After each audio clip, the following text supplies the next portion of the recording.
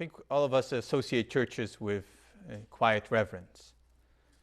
There's a hushed sense that I get when I walk into a church building.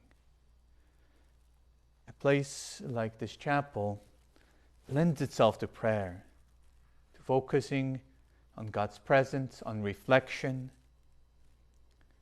And God meant the temple in Jerusalem to be that same way. It was designed to be a place of encounter, where God could meet His people. They could bring their lives to Him for blessing and for His guidance. But because the temple became the center of Jewish life, a lot of other things started to come associated with it. Animals were needed for sacrifice. So rather than bring them from outside the walls, stalls were set up so they could be sold right in the temple area, make things easier for people. People wanted to donate money, but all the Greek and Roman coins would have the faces of emperors or deities or other pagan items on them. And so money changers set up tables to give people a chance to switch out their currency for something that didn't have anything offensive on it. Others set up tables with everything else that the visitor to the temple could use. And as more and more of these salespeople gathered, they would start to compete with each other to draw people's attention to their stall rather than their neighbors. So they started to call out and try to wave their arms, get people to look. And they started to haggle and argue and try to cheat their customers. All that created a lot of noise, which was made worse because obviously the cattle and sheep that were there for sacrifice were probably not keeping silent either. Not to mention that none of them were house trained, so there was probably a bit of a smell to go with all this noise. And as Jesus came into all this chaos, He saw that it had gone away from what it was meant to be. He tried to rededicate the temple to its original purpose of prayer, of encounter.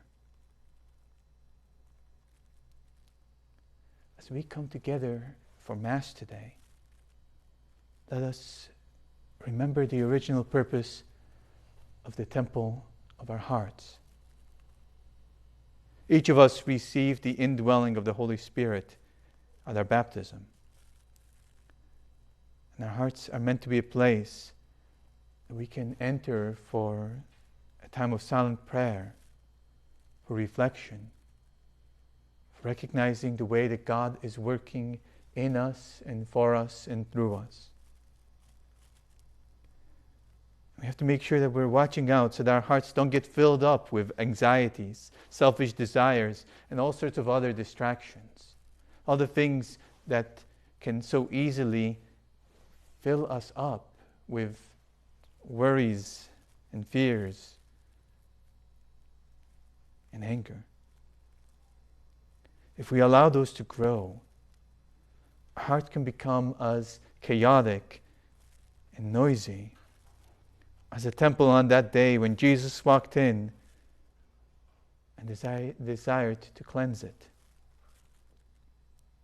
Let's make sure that we are periodically rededicating our hearts to prayer, that we are constantly looking to refocus our hearts on encounter with God, on our relationship with the Lord. And we do that by making some time to reflect on the presence of God in our hearts and trying to find silence and peace in His presence.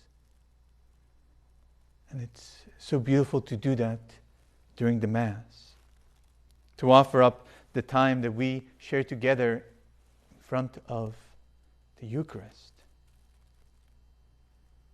and try to find that moment and offer it to God, letting Him have all our worries, our hopes, and our challenges.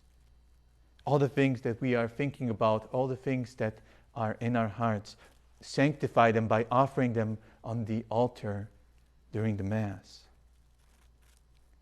Trusting that the Lord will get us through everything if we just come to Him in prayer, in this moment of encounter, in the temple that He established in our hearts, so that He can bring His love and transform our lives.